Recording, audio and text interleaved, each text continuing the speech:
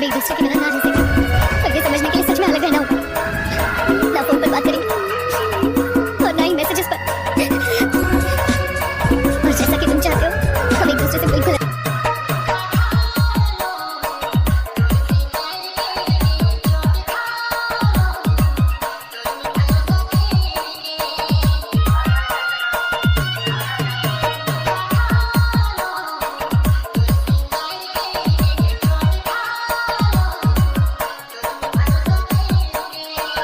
DJ विजय।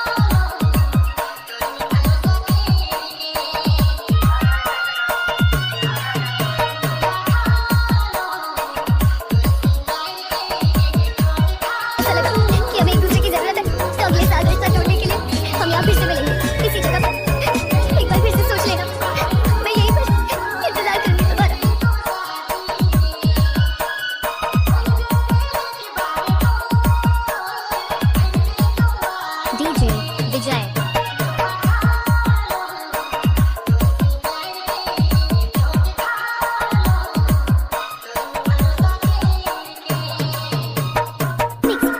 हमें शादी तभी करनी चाहिए जब एक दूसरे के बिना ना रह सके, और ये समझने के लिए सच में अलग रहना होगा।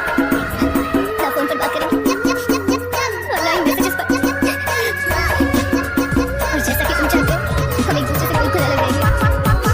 और अगर हमें किसी को डीजे विजय।